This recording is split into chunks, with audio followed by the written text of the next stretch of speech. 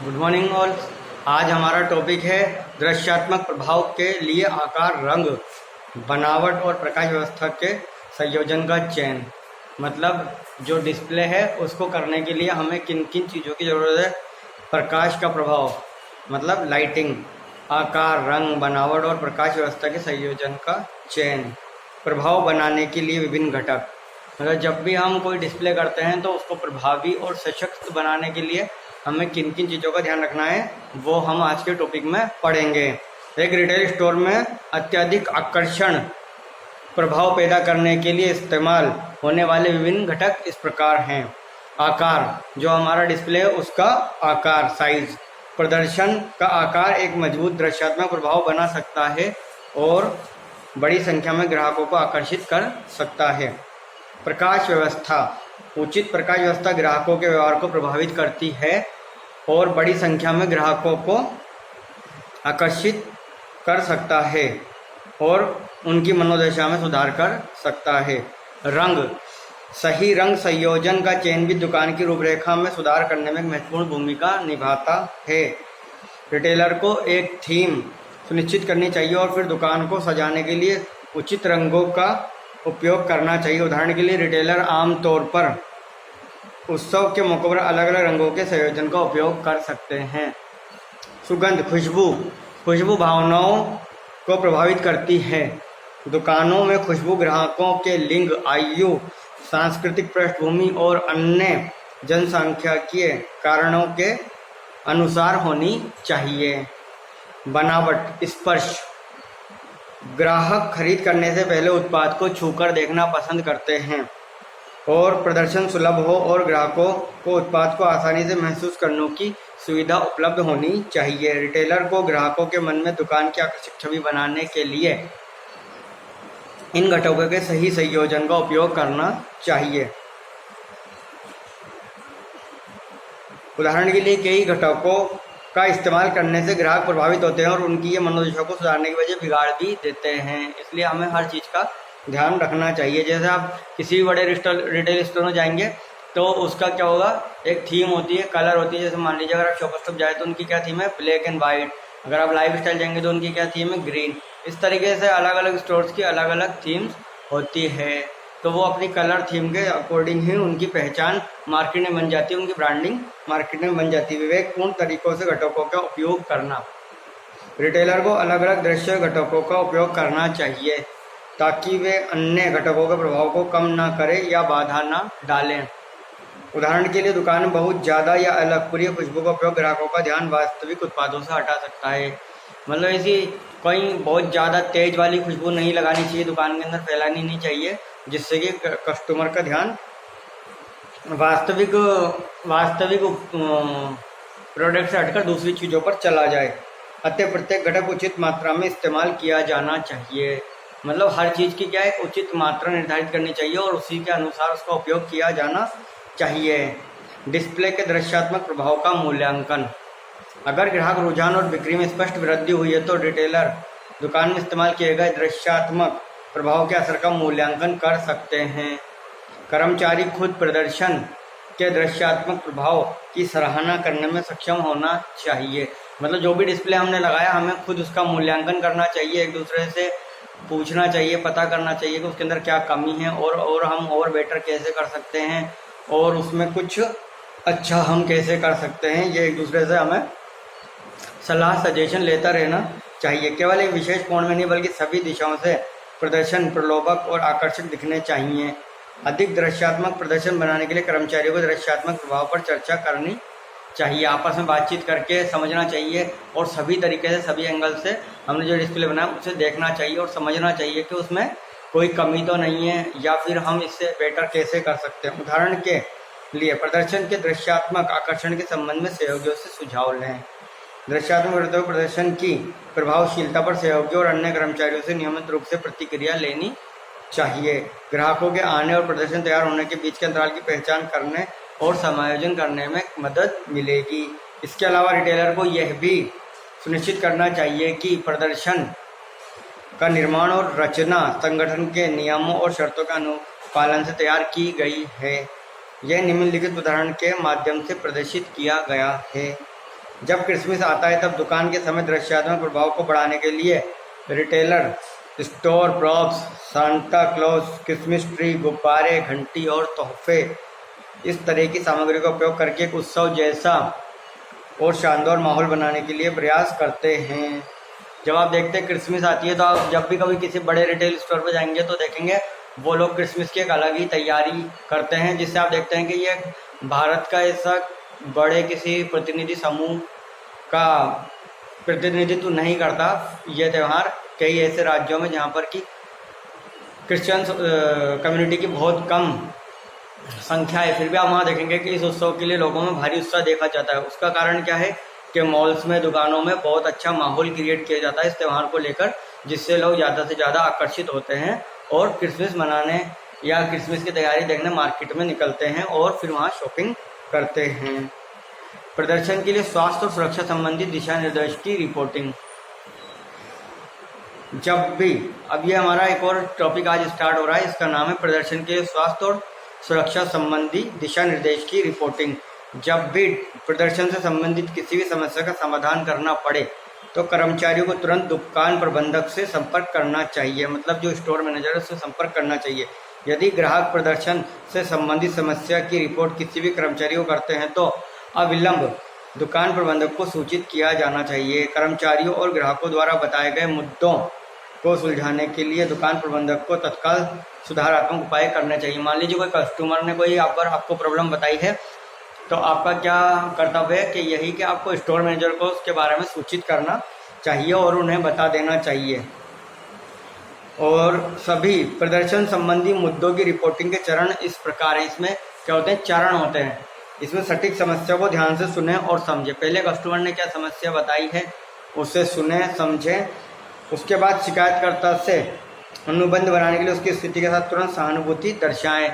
जिसने शिकायत की है उसके साथ सहानुभूति दर्शाएं, उसे बताएंगे सर आपकी समस्या हमने सुन ली है, समझ ली है और इसको हमने हमारे आगे मैनेजमेंट को बता दिया है और इस पर जल्द ही कोई समाधान मिलेगा तो आपको सूचित कर दिया जाएगा या आपको इसका समाधान जल्द से जल्द प्रदान किया जाएगा। उसकी समस्या के समाधान पेश करें। उसकी समस्या के 2 या 3 या 4 जो भी सॉल्यूशन आपके पास हैं, हाँ, लॉन्ग टर्म और शॉर्ट टर्म सभी प्रकार के उसे सजेस्ट करें। जब कस्टमर को उनमें से कोई समझ में आ जाए तो सबसे अच्छे समाधान का निष्पादन करें। अच्छा एक होता है बेहतर, फिर होता है अच्छा, फिर होता है बेहतरीन। तो वहाँ पर बेहतरीन का आप चुनाव करें और कस्टमर को बताएं कि आपके लिए हमने सबसे बेहतरीन वाला जो है सॉल्यूशन आपको बता रहे हैं, इससे आप संतुष्ट हैं या नहीं है। यदि यह सुलझाया नहीं जा सकता है तो तुरंत दुकान प्रबंधक को रिपोर्ट करें। अब हो गया ग्राहक पूरी तरह से संतुष्ट है सुनिश्चित करने के लिए जांच करना। कस्टमर से फीडबैक लेना कि सर हमने आपको जो सजेशन या सॉल्यूशन प्रोवाइड कराया आपकी समस्या का, उससे आप कहाँ तक सहमत हैं और आपको क्या क्या उससे आप संतुष्ट है, कहाँ तक आप उससे संतुष्ट है, यह ग्राहक से पूछें। एक्सीलेंट, गुड, एवरेज, पुअर, इस तरीके से आप रेटिंग कर सकते हैं और कस्टमर से पूछ सकते हैं कि सर वो गुड था, पुअर था, हैं, एवरेज था, गुड था या फिर एक्सीलेंट था। तो कस्टमर बताएगा कि उसको आपका दिया गया सॉल्यूशन किस रेंज का था। फिर उसके बाद उसको ख़त्म कर दें उस वाले जो केस को। इसके बाद सुरक्षा के लिए बुनियादी दिशा निर्देश। स्वास्थ्य और सुरक्षा संबंधी कुछ दिशा निर्देश है जिनका रिटेलर द्वारा पालन किया जाना चाहिए, नीचे वर्णित हैं। सुनिश्चित करें कि हर समय प्रदर्शन स्वच्छ और साफ रहें। जो भी हमने डिस्प्ले किया है वो स्वच्छ और साफ होना चाहिए। सुनिश्चित करें कि प्रदर्शन क्षतिग्रस्त या टूटा फूटा नहीं होना चाहिए और ग्राहकों के लिए सुरक्षित होना चाहिए। ग्राहकों के स्वास्थ्य को प्रभावित करने वाले दृश्यात्मक प्रभाव का प्रयोग न करें, जैसे व्यापक फ्लोरेसेंट प्रकाश व्यवस्था। प्रदर्शन इस तरह से रखें कि वे ग्राहकों की आवाजाही में बाधा न डालें। हम जब भी कोई डिस्प्ले लगाएं, कहीं पर भी कोई डमी मैन्युकिन कुछ भी रखें तो हम इस तरीके से रखें कि वो ग्राहकों की आवाजाही में बाधा ना बने और कोई ग्राहक उसे टकरा ना जाए या फिर वो टूट फूट ना हो जाए और क्षतिग्रस्त ना हो जाए, वो किसी कस्टमर पर नहीं गिर जाए, किसी कर्मचारी पर नहीं गिर जाए। इसलिए जब भी कोई डिस्प्ले प्रदर्शन लगाएं तो दुकान में ऐसी सुरक्षित जगह, साफ जगह लगाएं जहां पर कि उसको हानि पहुंचने की संभावनाएं बहुत कम हो। रिटेल फ्लोर प्रदर्शन।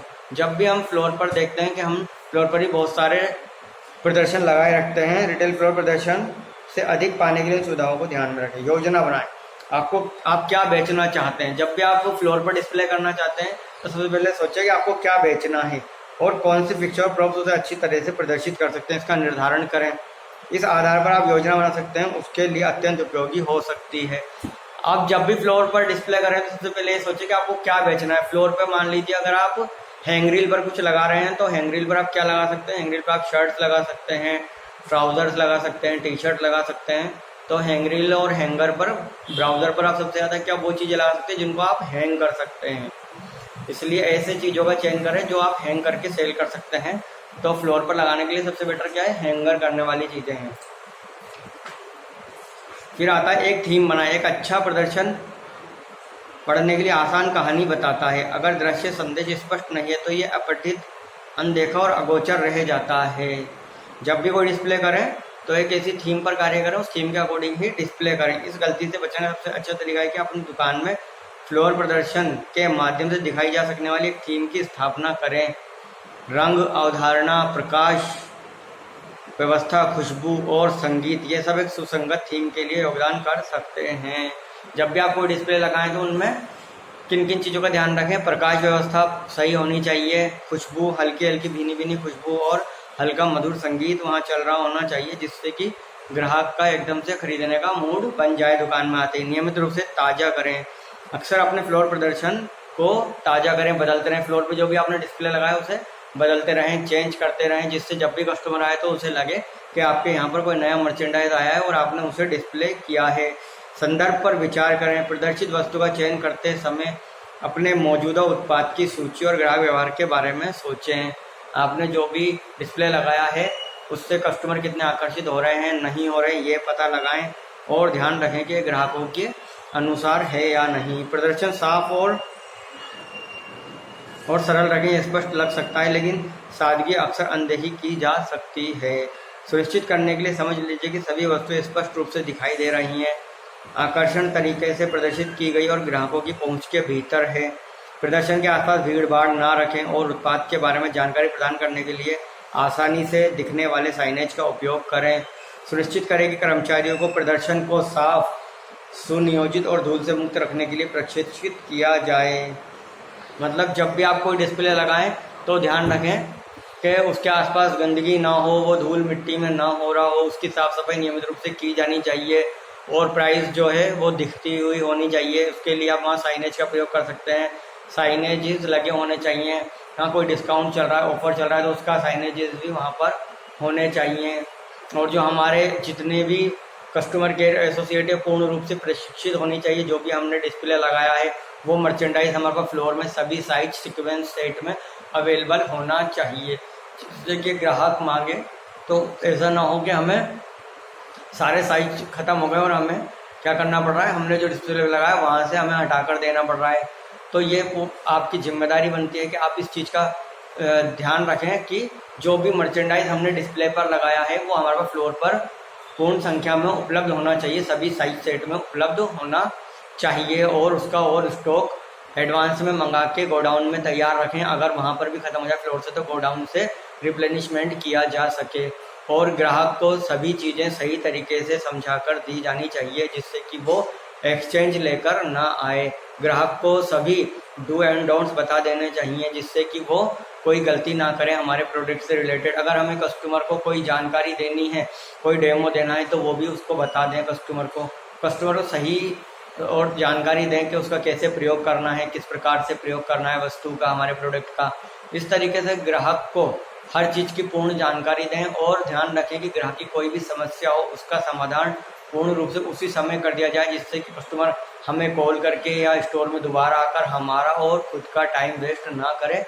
तो उसे सभी जानकारियाँ जब दुकान में कस्टमर आया है पहली बार सामान परचेज करने तभी दे दी जानी चाहिए। और जो हमारा डिस्प्ले है उसको भी हमें हमेशा तरोताज़ा बनाए रखना है, डेली बदलते रहना है, जिससे कि कस्टमर जब भी हमारी दुकान में आए तो उसे लगे कि हमने नया कोई डिस्प्ले किया है, कोई अच्छा डिस्प्ले किया है। जिससे क्या होगा कि हमारा जो कस्टमर है वो हमसे आकर्षित होगा और सोचेगा कि यहाँ पर रोज़ डेली कुछ ना कुछ नया लगता है। तो उसे हमेशा जब भी स्टोर में आए तो उसे नयापन लगना चाहिए, नया स्टॉक आया है, इस तरीके से कस्टमर को फील होना चाहिए। और जो भी हमारे कस्टमर केयर एसोसिएट हैं उनको चाहिए जो भी कस्टमर हमारे यहाँ आए तो उनका अभिवादन करें, उनको वेलकम करें और उनका ग्रीट एंड स्माइल करें कस्टमर से, और कस्टमर से अच्छे रिलेशन बनाएं जिससे कस्टमर लगातार शॉपिंग करने के लिए प्रोत्साहित होते रहें। Thank you.